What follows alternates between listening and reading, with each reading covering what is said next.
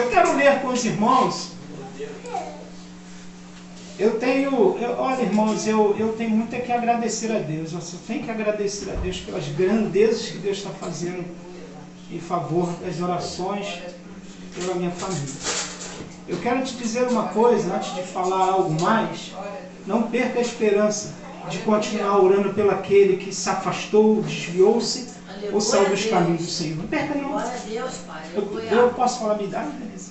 Pode. Eu estou com 56 anos de idade, irmãos.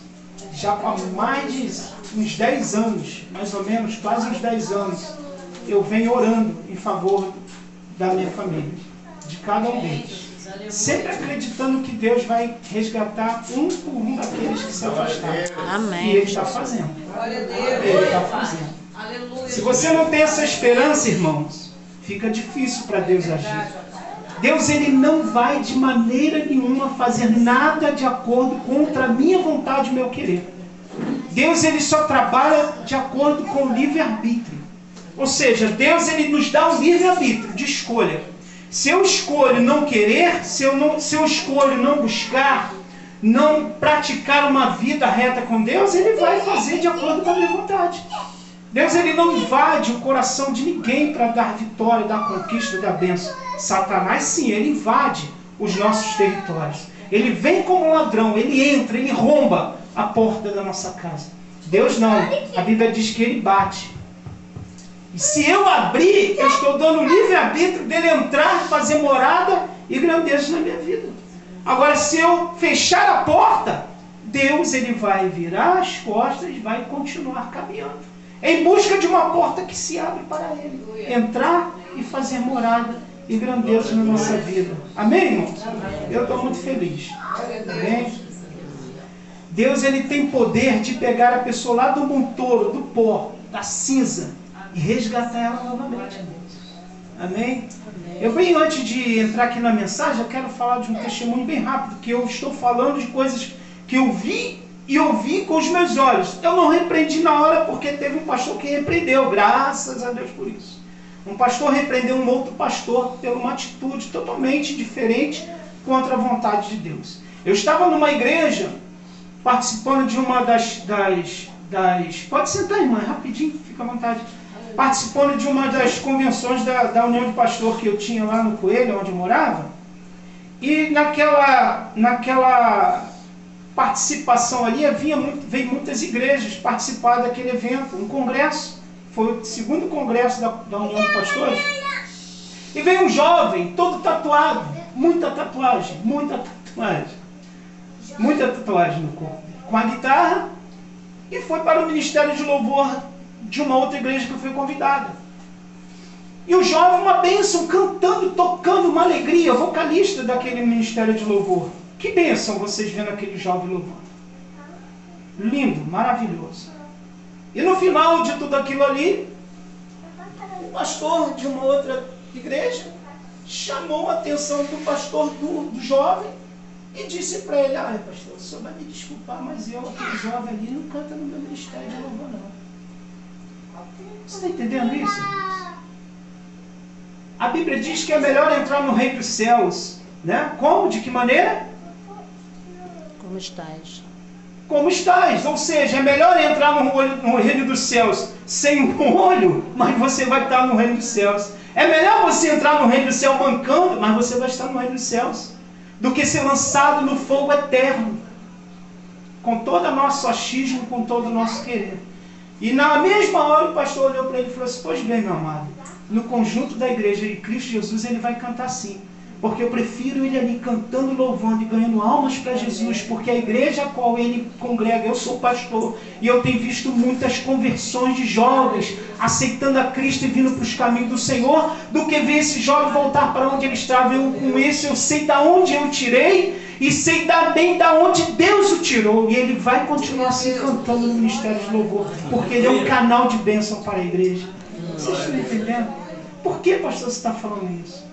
Eu tenho meu sobrinho, está voltando, é um talento na obra de Deus.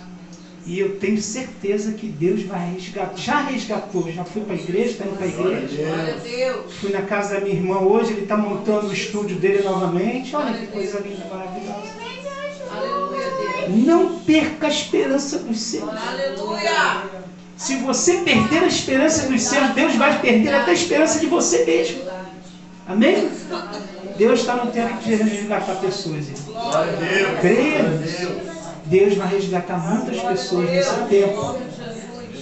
E com essa mensagem eu quero te dizer por que Deus tem um desejo muito grande de resgatar pessoas nesse tempo. Amém?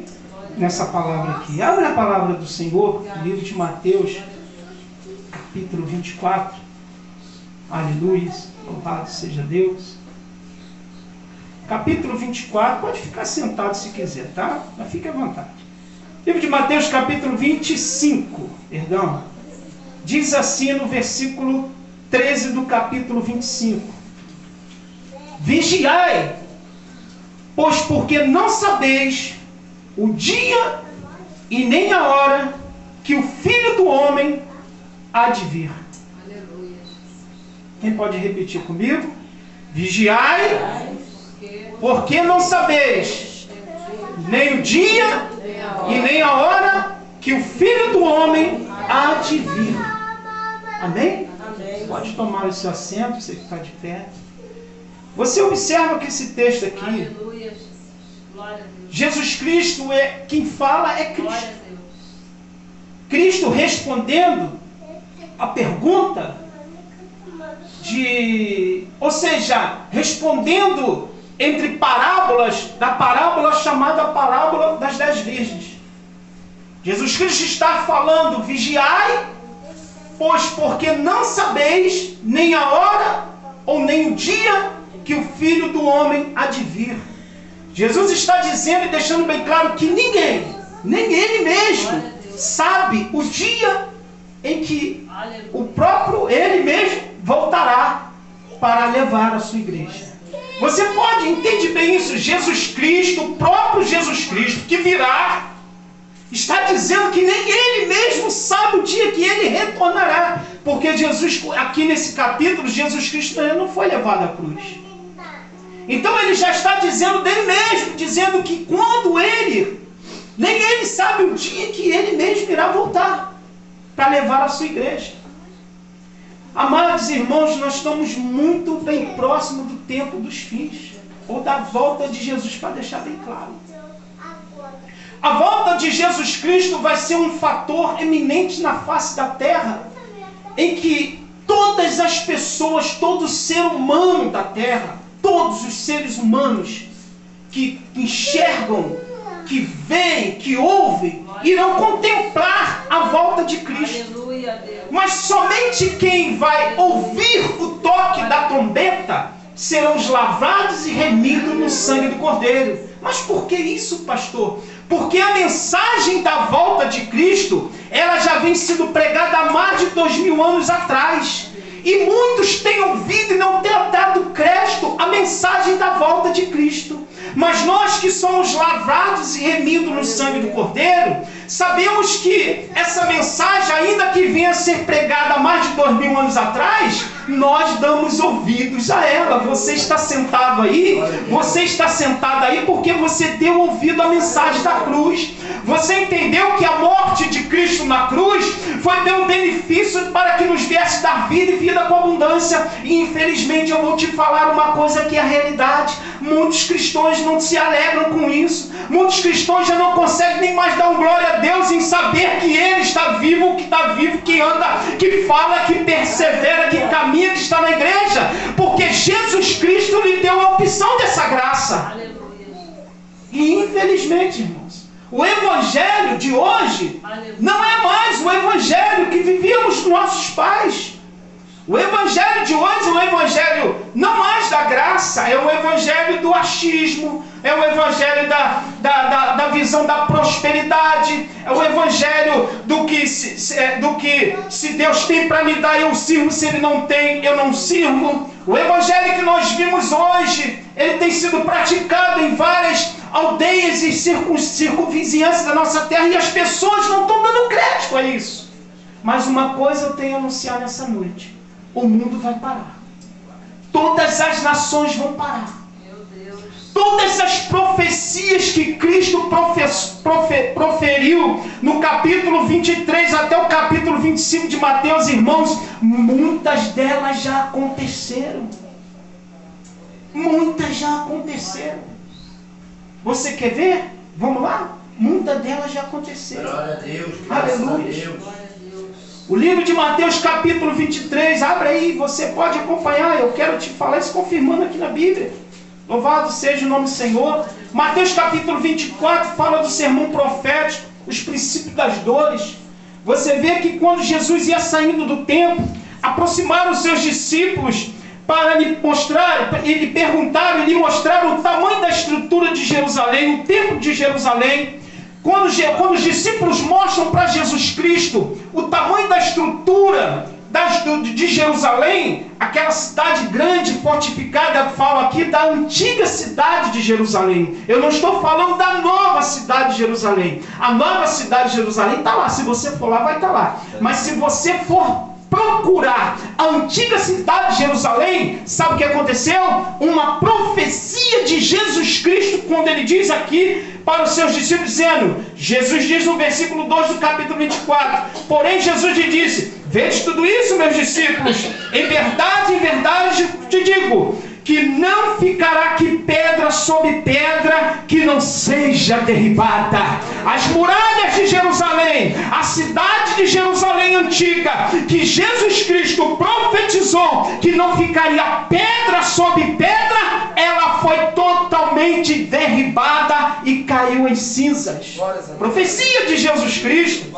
Eu estou falando aqui de uma profecia de Jesus Cristo que aconteceu naquele tempo. E diz a Bíblia Sagrada que aqui foi uma oportunidade que os discípulos tiveram de perguntar e uma oportunidade que Cristo teve de responder. No versículo 3, você vê que estando assentado lá no Monte das Oliveiras, chegaram-se a ele os seus discípulos em particular, dizendo, dize-nos, por quê?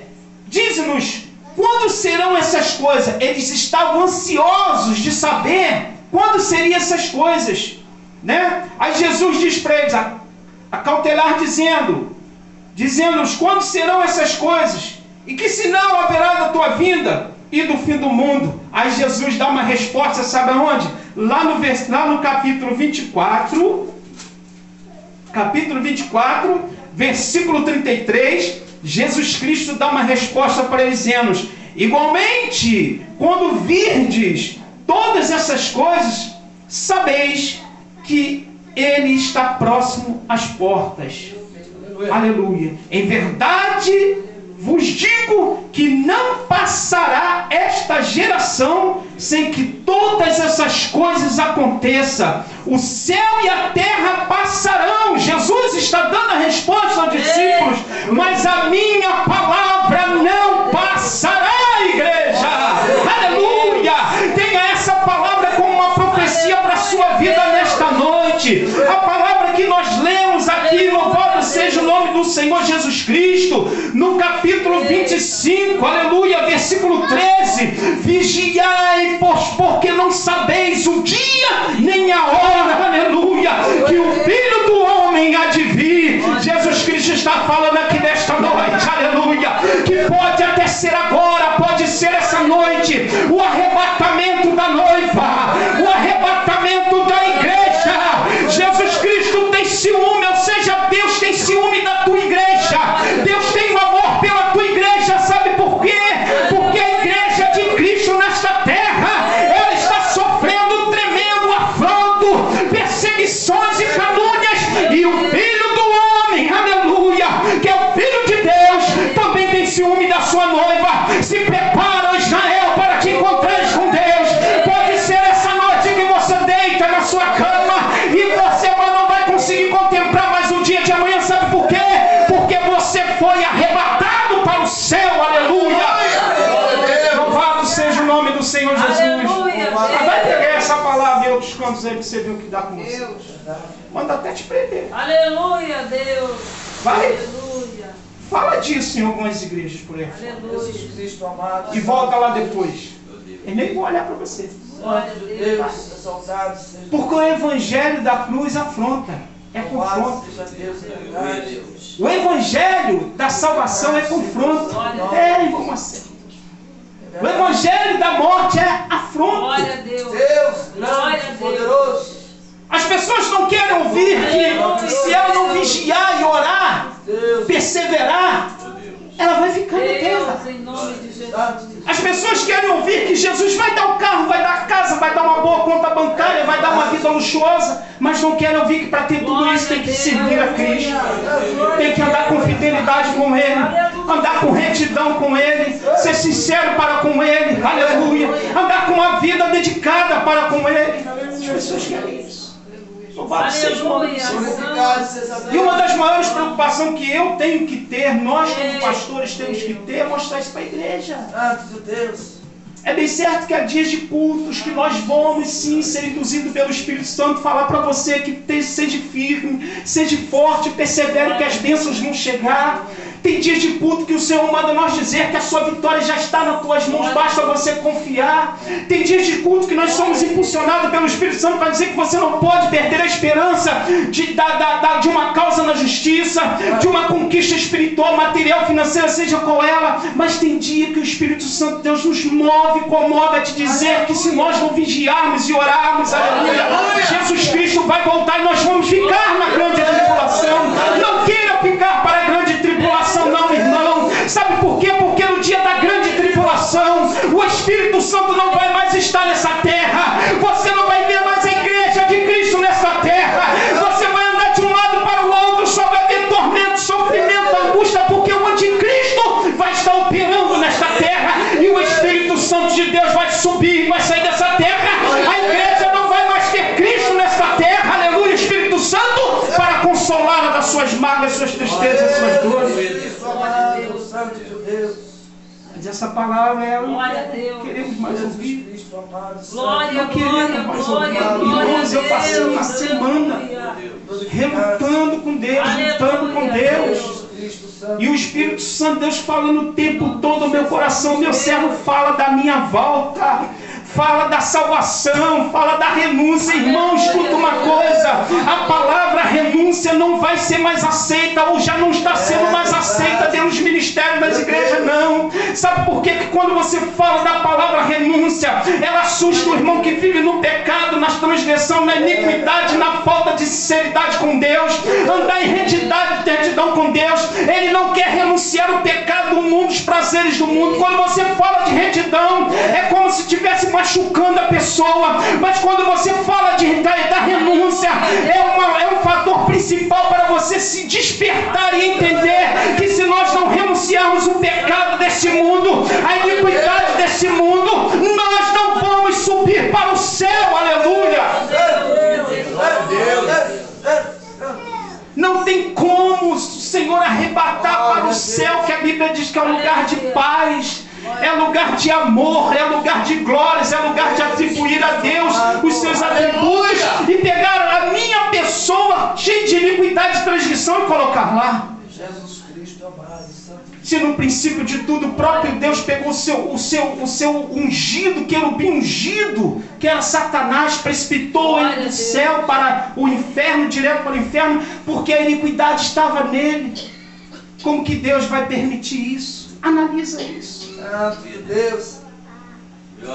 Nós somos pecadores. Nós pecamos e falhamos. Mas a vantagem que nós temos é que nós não somos iníquos. Porque é uma diferença muito grande de ser pecador e ser iníquo. O pecador, aleluia, quando ele peca de forma involuntária, ele não é um pecador iníquo que vive na iniquidade e transgressões. Ele tem automaticamente a condição de dobrar o seu joelho e pedir perdão a Deus, e Deus o perdoa assim, porque Ele é misericordioso. Mas o pecador que tem uma vida promíscua, o pecador que tem uma vida de iniquidade, iniquidade é uma palavra muito acima do pecado. O que é iniquidade, pastor? Iniquidade é o contínuo do pecado. Iniquidade é continuar pecando e saber o que está pecando. E a Bíblia diz que os tais não herdarão o reino dos céus. Eu posso hoje pecar por uma falha de consciência minha. Mas quando eu entendo que eu errei, o Senhor me perdoa. O que eu falei? O Espírito Santo na mesma hora, ele tem poder de automaticamente perdoar, porque você se rendeu diante do que você fez errado. Mas eu peco hoje, peco amanhã, eu faço amanhã, eu continuo fazendo. Fulano não está vendo, ninguém está vendo, mas Deus está vendo, amados irmãos. Deus está vendo. Deus seja louvado. O profeta Isaías diz que os seus olhos contemplam todos os moradores desta terra. O profeta Isaías diz que seus olhos são como chama de fogo. Aleluia. Ele contempla do menor ao maior nessa terra. Aleluia.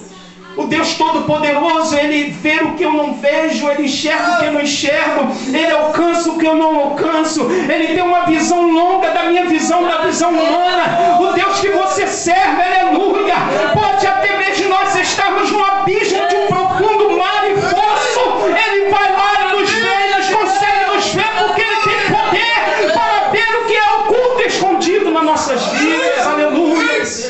Louvado seja o nome do Senhor. E o maior engano que o ser humano tem é que acha que pecado é prostituição e adultério. Não, eu não prostituo, não me adultero.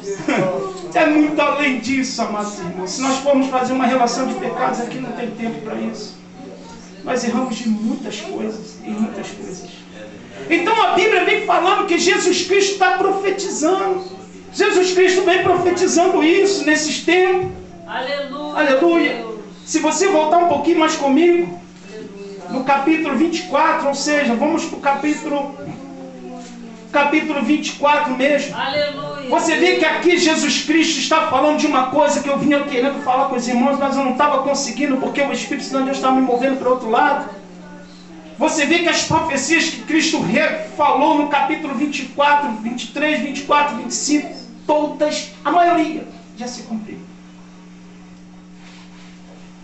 E eu daqui a pouco vou te dizer uma profecia que não cumpriu. Mas nós vamos ter que estar atentos a ela. Uma profecia que ainda não se cumpriu. E ela ainda não aconteceu. Mas ela vai acontecer, porque quem profetizou foi Jesus. Você vê que aqui no capítulo 24, Glória a Deus. versículo 4, Jesus respondeu e disse: acautelai-vos, que ninguém vos engane. Porque muitos virão em meu nome dizendo: eu sou o Cristo, e enganarão a muitos. Aí eu faço uma pergunta: isso não está acontecendo? Isso não está acontecendo?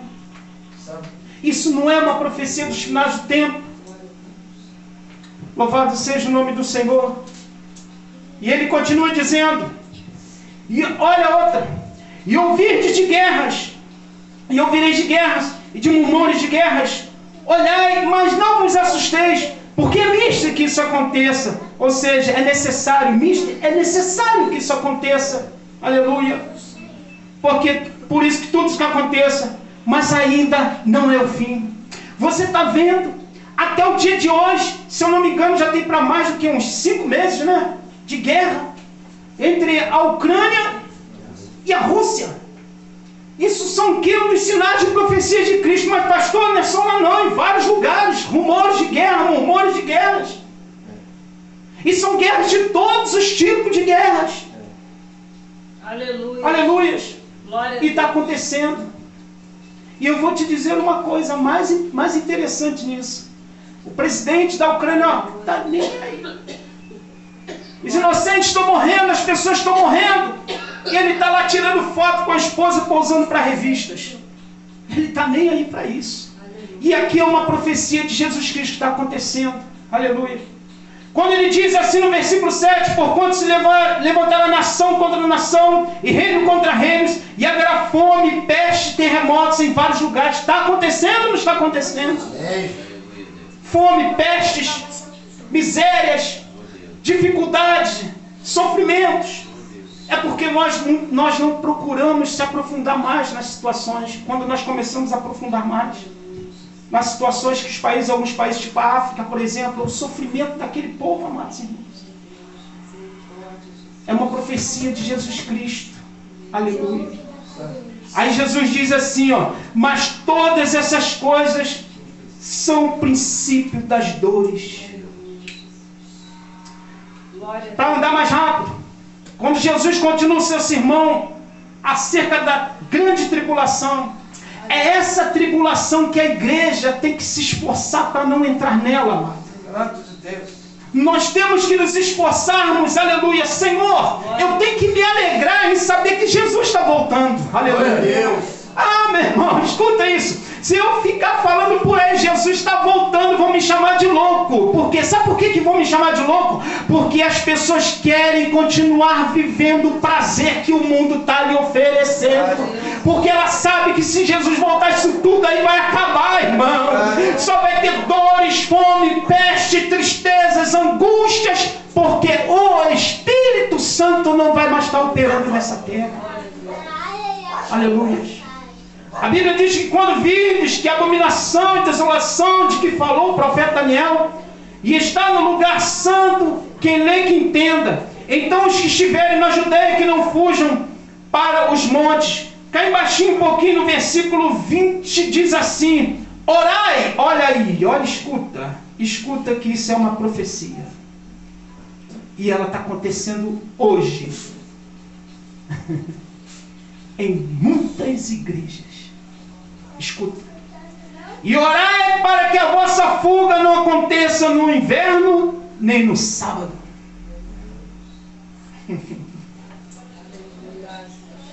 Um dia uma jovem me fez uma pergunta, ela não entendeu esse versículo. Ela queria tirar dúvida desse versículo. Antigamente em Jerusalém, quando fugia-se de Jerusalém para um outro determinado lugar, fora de Jerusalém, quando não era muito frio, era muito calor. E quando as pessoas fugiam de Jerusalém para um outro determinado lugar, o sinal era que era melhor que ela esperasse que não fosse sábado, porque sábado certamente era um dia de... os salteadores, eles tiravam muito proveito disso, para dia de sábado, fora de Jerusalém, roubar, matar, corromper as pessoas. Então a questão que Jesus está falando aqui é que quando se sai de Jerusalém, tem que orar para que não seja nem no inverno, nem no sábado, porque pode sofrer com isso. Jesus está falando para a igreja, tempo de hoje, de agora. Quantas pessoas, amados irmãos, infelizmente eu vou dizer, até tem um aproveito. Poxa, está chovendo, vou aproveitar, vou ficar em casa, não vou para a igreja não, está frio. Jesus está dizendo, orai para que a vossa fuga não aconteça no inverno nem no sábado. É uma profecia. Eu vou correr mais um pouquinho aqui agora. Louvado seja o nome do Senhor. O sermão continua a vinda do Filho do Homem. E logo depois das aflições daquele, o sol escurecerá. Aleluia. A lua não dará a sua luz. E as estrelas cairão do céu. E as potências do céu serão abaladas. Aleluia. Então aparecerá no céu quem? Aleluia. O sinal do Filho do Homem, e todas as tribos da terra se lamentarão e verão o Filho do Homem vindo sobre as nuvens do céu, aleluia, com poder e grande glória. Esse sinal ainda não aconteceu, mas esse sinal será terrível quando acontecer. Quando você chegar em casa, faz um teste.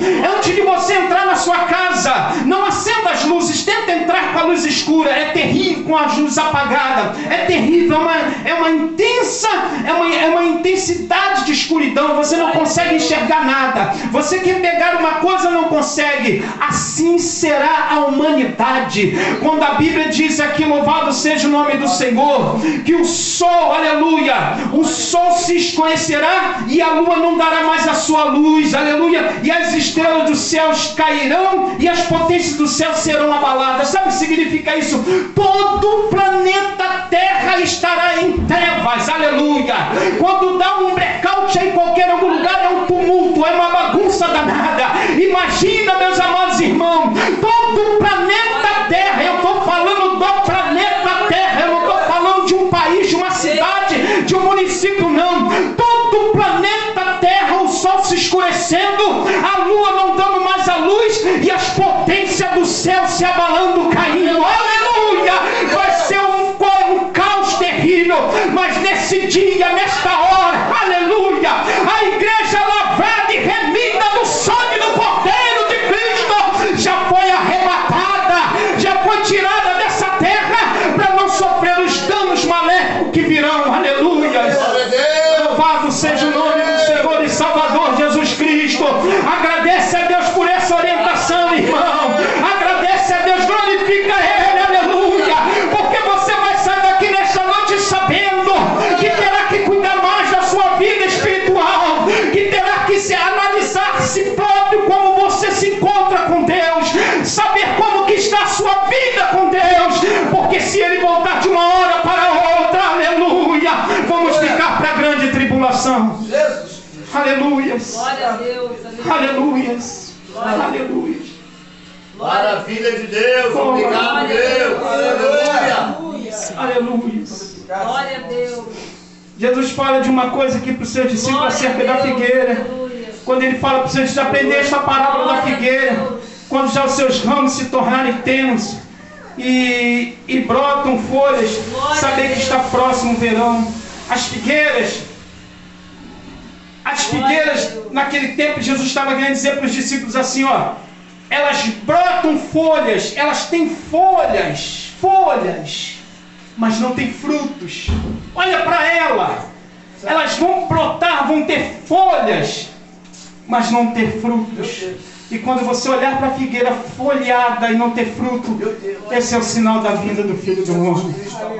Aleluia. Por isso que Abacuque disse, no capítulo 3, versículo 17, ainda que a figueira não floresça, ainda que a videira não dê o seu fruto, aleluia, está vendo? Ainda que a videira não dê frutos, eu me alegrarei todavia no Senhor, aleluia!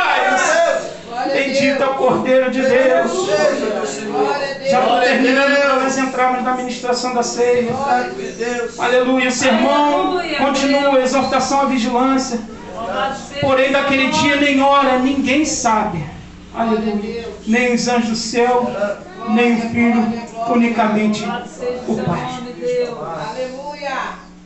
Eu poderia falar disso agora, mas não vai me dar tempo. Quem conhece a igreja dos mormons? A chamada igreja, lindo nome, ó, Igreja dos Santos dos Últimos Dias. É lindo esse nome, Igreja dos Santos dos Últimos Dias. O seu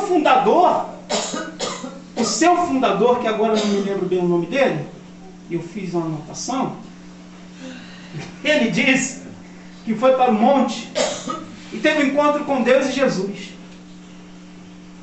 E Deus e Jesus mandou ele escrever a volta de Jesus. Aí ele escreveu, levou para os seus adeptos entenderam aquela falsa heresia, que para eles não era heresia, e eles começaram a dizer que Jesus ia voltar tal tempo, tal dia. Passou-se tal tempo, chegou aquele dia, Jesus não voltou. Aí ele, eu quero ser rápido com isso, ele, para justificar a sua falha, ele disse que foi um erro de cálculo da parte dele, porque Deus não erra, o Senhor não erra. Foi um erro de cálculo da parte dele. E por isso ele fez por 2 ou 3 vezes. Na terceira vez, por último, para resumir, ele provavelmente deve ter calculado o tempo da sua vida em terra, aí jogou a profecia dizendo que Jesus voltaria. Ele calculou, eu vou morrer praticamente, provavelmente, com determinados anos de idade, então vou jogar essa profecia bem para frente. Aí ele jogou a profecia bem para frente, bem muito para frente, e ele morreu. E sabe como ele morreu? Atiraram nele, mataram ele, porque ele vivia uma vida de engano. Morreu. Morte morrida, pastor? Não, mataram ele. E se você vê até hoje as igrejas dos mormons, dos santos, dos últimos, dos 7 últimos dias, até hoje ela cresce estrondosamente, seguindo essa heresia da volta de Cristo. Já viu aqueles garotos novos que andam com a camisa meia manga, com uma plaquetinha aqui assim, com a maletinha? Eles têm que sair dos seus países para fazer a missão e ganhar adeptos para essa religião. Está entendendo, irmãos? Olha o que a Bíblia diz. Olha aqui. Porém, daquele dia e hora, ninguém sabe. Nem os anjos do céu, nem o Filho, só unicamente o Pai. Para finalizar aqui, louvado seja o nome do Senhor, eu quero te falar uma profecia que ainda vai acontecer. Do versículo 40 do capítulo 24, diz assim: estando dois no campo, será levado um e deixado. Isso não aconteceu ainda. Estando duas moendo no moinho, será levada uma e deixada a outra. Aí Jesus fala: vigiais, pois, porque não sabeis a que hora há de vir o Filho do Homem. Jesus, ele é tão sábio, Deus é tão sábio, que deixou essa palavra, ó. Duas pessoas, olha bem, uma será deixada e outra será levada.